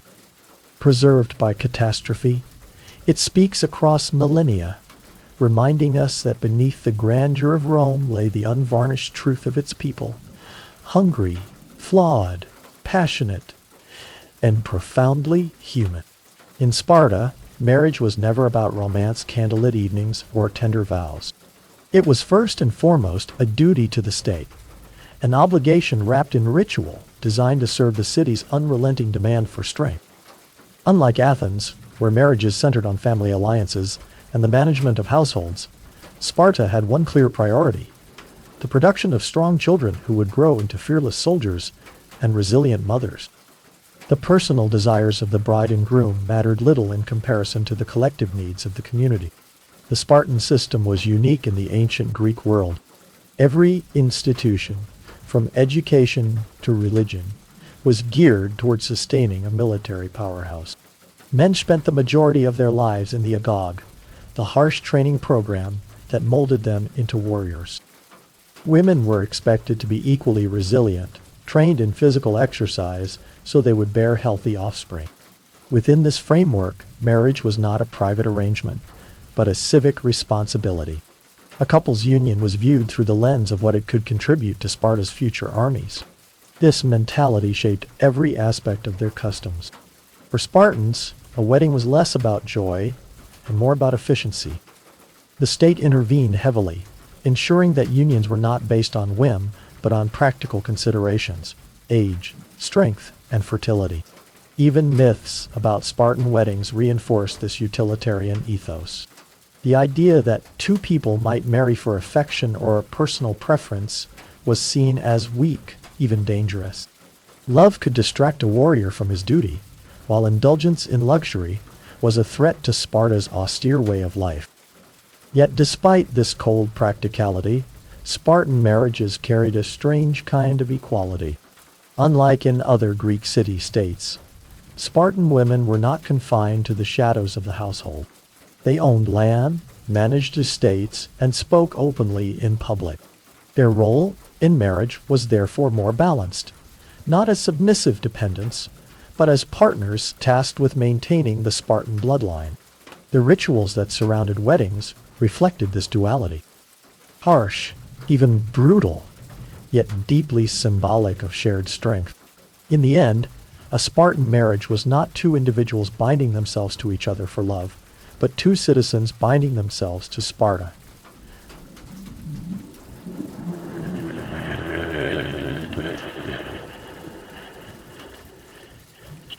Their union was another weapon in the city's arsenal, forged not in passion, but in the fires of necessity.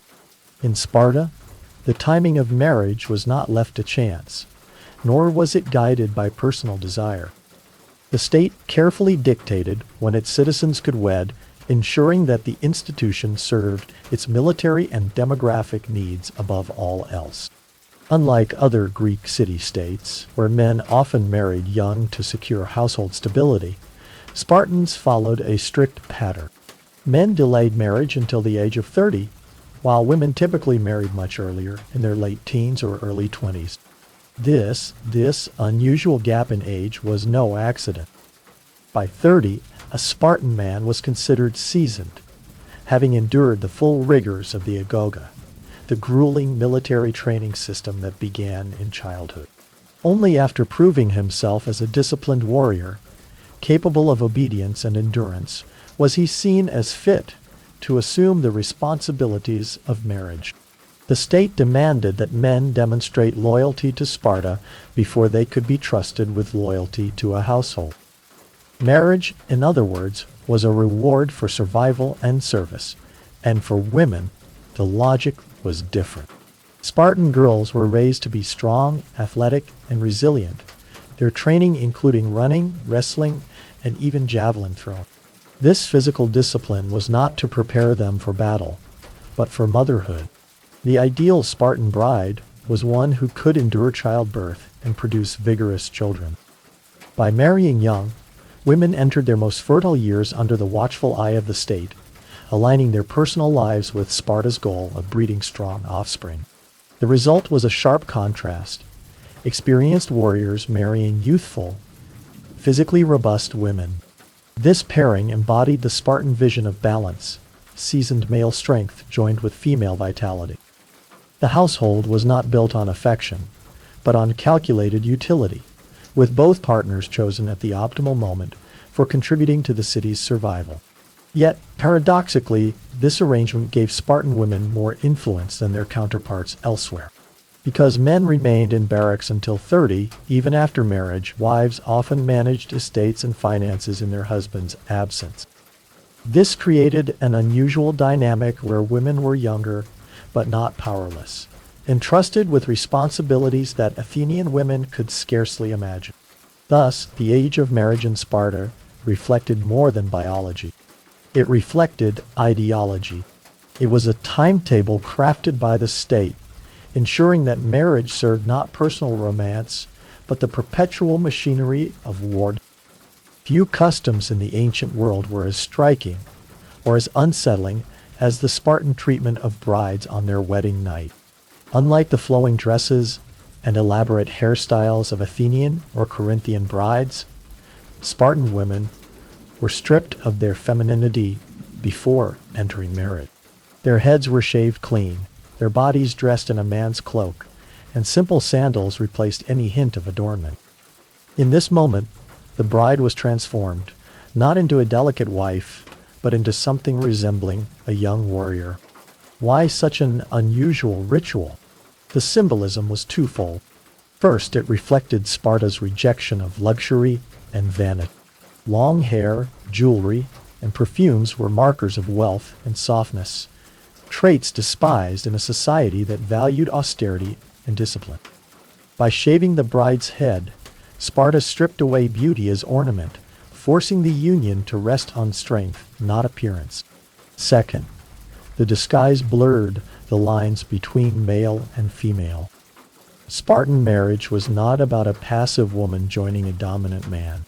Instead, the bride's transformation emphasized her role as a partner, one expected to endure hardship and contribute to the Spartan ideal of strength. Dressed in male clothing, she embodied toughness and equality, signaling that she was not to be treated as fragile. This practice was unique in Greece, where most women were confined to the household and expected to embody submissive modesty. The act also carried a deeper psychological purpose. To a Spartan groom, accustomed to spending his life among men in military barracks, the transition to marriage could be jarring. By presenting the bride in an androgynous form, the ritual softened this shift, bridging the gap between male camaraderie and heterosexual union. Over time, as hair grew back and the woman adopted her new role as wife, the transformation was complete. She was now both hardened like her husband and capable of producing the next generation of warriors. Though strange to modern eyes, this shaving ritual reveals how deeply Sparta fused gender roles with civic duty. The bride's body was remade into a symbol of resilience, a living reminder that marriage in Sparta was not about romance or beauty, but about survival, strength, and the creation of a unified, disciplined household. In most Greek cities, weddings were public celebrations filled with music, banquets, and processions. In Sparta, however, the union of husband and wife began with something that looked more like a raid than a ceremony: the ritual abduction of the bride. Far from a romantic gesture, this practice symbolized strength, control, and the transfer of the woman into her new role as wife. After the bride had her head shaved and was dressed in male clothing, she was secretly abducted by her groom. The act was not violent in the sense of a real kidnapping. It was staged with both families aware of the custom. Yet, the symbolism was powerful. The groom carried her away from her family home to a private chamber, marking the decisive moment when she left her old life behind. The ritual carried layers of meaning. First, it echoed the military culture of Sparta. Just as Spartan men were trained to seize and endure, through the abduction dramatized marriage as a conquest, not of love, but of duty. The woman, stripped of her feminine markers, was taken into a new world where she would serve Sparta as mother of warriors. Second, the abduction reinforced secrecy and restraint. Unlike other Greek weddings, there was no grand feast or display for the community. Instead, the first meeting between bride and groom was hidden, solemn, and controlled. The marriage bond was not meant for public spectacle, but for private strength, reflecting Sparta's disdain for extravagance. Perhaps most intriguing was the way this ritual fit into the larger system of male life in Sparta. Even after marriage, men continued to live in military barracks until the age of 30. For years, a husband would often visit his wife only at night, slipping secretly into her quarters and leaving before dawn. Some scholars suggest this secrecy kept passion alive by maintaining a sense of novelty. Others argue it symbolized the subordination of marriage to military life, a reminder that no man's household could ever take precedence over Sparta's army. For the bride, the abduction marked her transformation. She was no longer her father's daughter, but a Spartan wife, bound not only to her husband, but to the city itself. For the groom, it was both a rite of dominance and a test of discipline, proof that even in love, he acted under Sparta's rules. For most cultures, marriage meant a new household, shared meals, and daily life as husband and wife. In Sparta, things were very different. Even after the wedding night, the husband did not move in with his bride. Instead, he returned to the military barracks where Spartan men were required to live until the age of 30. Marriage therefore began with separation rather than togetherness. The bride, meanwhile, remained in her family home or a household prepared for her. She managed domestic affairs and land, roles that carried far more weight in Sparta than in other Greek states. Because men spent most of their lives training or at war, Spartan women bore responsibility for running estates, supervising helot laborers, and ensuring the household prospered. In many ways, a wife was the true economic backbone of the family, while her husband continued his service to the state. Conjugal visits were often secretive. A young husband might slip away at night to meet his wife in private, returning to his barracks before dawn. These clandestine encounters added an unusual intensity to early married life. Some historians believe this secrecy kept desire alive, preventing the familiarity that could dull passion. Others see it as a clear reminder that a man's primary loyalty was to his fellow warriors, not to his spouse. For the bride, this arrangement could be both empowering and isolating. On one hand, she was entrusted with authority uncommon for women elsewhere in Greece. While Athenian wives lived secluded lives, Spartan women managed wealth and made decisions in their husband's absence. On the other hand, the emotional distance created by the husband's absence shaped a marriage that was more functional than affectionate. Children were the ultimate goal. When a couple produced a healthy son, they had fulfilled their duty to Sparta. Daughters too were valued, as they would grow into the next generation of strong Spartan mothers. The household's success was measured not in romance, but in contribution to the state's population of warriors. Thus, life after the wedding night was marked by paradox. Spartan marriages were austere, even cold by modern standards, yet they granted women unusual power and independence. They were unions forged not for companionship but for survival, partnerships designed to serve a city where war always came first. In most of ancient Greece, women lived in seclusion, confined to the household, and excluded from political and economic life. Sparta was radically different. Spartan women held a unique position of power, and marriage only strengthened it. Far from being silent figures in the background, they were active participants in the state's survival. The central role of a Spartan wife was motherhood, but not just in the biological sense. She was expected to produce strong, healthy children capable of becoming warriors or mothers of warriors. To achieve this, Spartan girls were raised in a way that shocked other Greeks. They trained physically from youth. They ran, wrestled, and threw javelins, their bodies hardened not for battle, but for childbirth. The ideal Spartan woman was athletic, resilient, and unafraid. Marriage built upon this foundation, transforming her from daughter into bearer of the city's future. Responsibilities extended far beyond the cradle. Because husbands were tied to barracks until 30, and even afterward often away on campaign, wives became de facto heads of households. They managed estates, oversaw helots, the enslaved laborers who worked Spartan farms, and handled economic matters with authority. A Spartan wife controlled wealth and property in ways that Athenian women could scarcely imagine. In fact, by some accounts, women in Sparta eventually controlled nearly 2/5 of the land, a staggering figure in the patriarchal ancient world. Their influence also reached the social and cultural sphere. Spartan mothers were famously bold, known for sayings that encapsulated the city's ethos. "Return with your shield or on it," they told their sons heading to war. This blunt encouragement to embrace victory or death reflected the same values marriage demanded: strength, duty, sacrifice to the state above all else. Marriage did not diminish a woman's independence. In many ways, it magnified it. While bound by ritual and expectation, Spartan wives wielded significant power within their families and communities. They were respected, even feared, for their sharp tongues and uncompromising standards. Men might dominate the battlefield, but women ensured that Sparta's warrior society never faltered at home. In this way, the role of women in Spartan marriage was paradoxical. They were subjected to the state's demands, yet they held authority that few women elsewhere in Greece could dream of. Marriage in Sparta bound women to the city's military ethos, but it also gave them the strength and space to shape its destiny.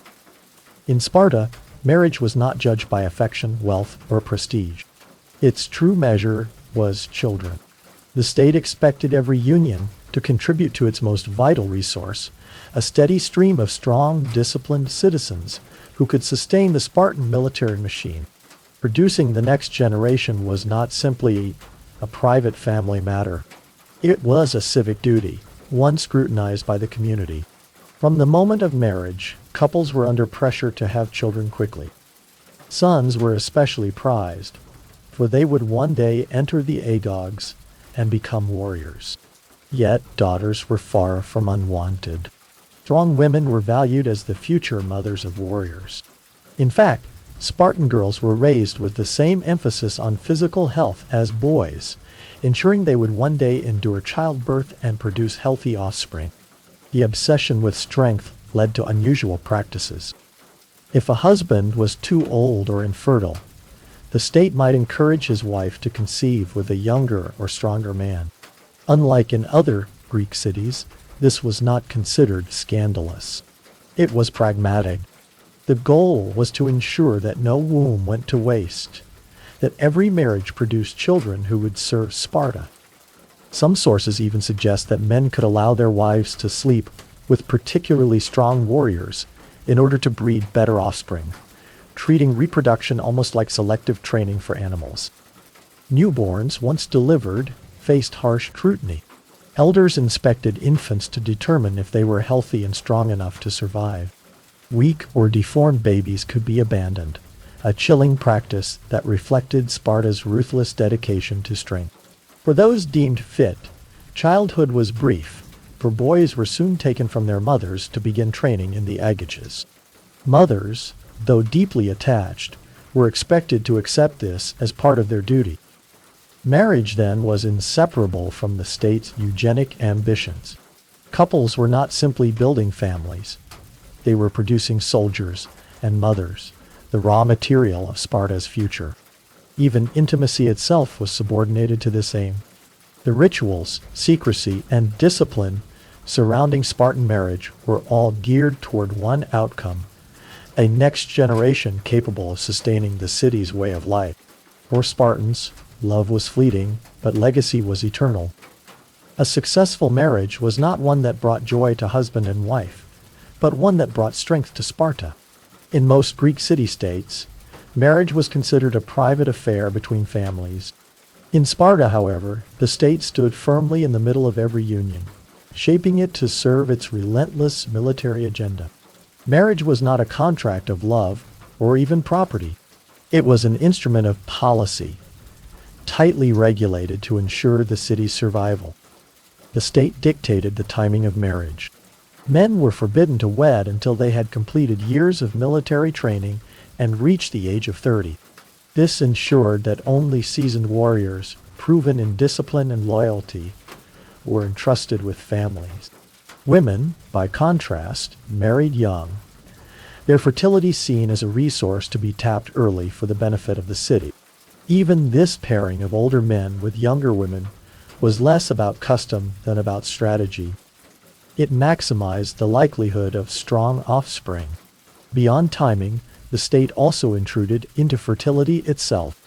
If a marriage failed to produce children, it was not seen as a private misfortune, but as a public failure. The state could encourage unconventional arrangements, allowing another man to father children with a woman, or permitting an older husband to lend his wife to a younger warrior. To the Spartans, this was not shameful, but practical. The duty of every couple was to contribute to Sparta's population of warriors. Even the rituals of marriage bore the stamp of state ideology: the shaving of the bride's head, the ritual abduction, the secrecy of conjugal meetings. These customs reflected values of austerity, discipline, and restraint, all of which the state demanded from its citizens. Marriage was another form of training, not a sanctuary from it. The constant presence of the state also reinforced the paradox of Spartan life. While men were bound to the women were granted unusual authority at home. By forcing husbands to remain in military service long after marriage, the state created space for wives to manage estates and exercise influence. In this way, the state's grip on marriage indirectly elevated women's power, making them indispensable in both family and economic life. Ultimately, marriage in Sparta was not a personal milestone, but a civic obligation. Every shaved head, every secret meeting, every child born under its system was proof that the state extended into the most intimate corners of life. In Sparta, even love and family bowed before the needs of war. The marriage customs of Sparta, so strange and severe to modern eyes, were never simply personal traditions. They were the direct reflection of a society built on discipline, austerity, and service to the state. Unlike Athens, where weddings were colorful celebrations filled with music and feasting, it's marked by shaved heads, staged abductions, and secrecy. These practices stripped marriage of romance and luxury, turning it into a civic tool for producing strong citizens. The legacy of these customs lies in how completely they embodied Sparta's priorities. Every ritual, from the bride's transformation into a near-masculine figure to the groom's nightly visits from the barracks, symbolized unity, strength, and subordination of the individual to the collective. Marriage was not about pleasure, but about function, designed to create a partnership that mirrored Sparta's military order: efficient, unyielding, and devoted to survival. Yet paradoxically, this system elevated women in ways uncommon elsewhere in Greece. Because men remained bound to military service, women became managers of estates, property holders, and guardians of the household. Spartan wives were younger, but wielded remarkable influence, their voices sharp and their independence undeniable. While the state imposed harsh controls, it also gave women unusual prominence in civic life, a legacy that fascinated and unsettled other Greeks. These customs also reveal Sparta's uncompromising view of human relationships. Children were inspected for strength, marriages arranged for fertility, and even intimacy itself was subjected to the demands of the state. Love was secondary to duty, and beauty was shaved away in favor of resilience. What mattered was not the comfort of husband and wife, but the endurance of a society permanently at war. When Sparta eventually declined, its marriage rituals, like its military discipline, became the stuff of legend. Writers from other Greek cities often portrayed them as bizarre, even barbaric, yet also admirable in their stark dedication.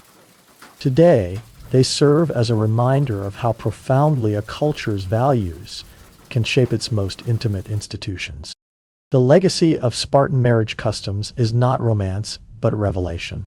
They show us what happens when the state takes hold of family life, molding love and union into weapons of survival.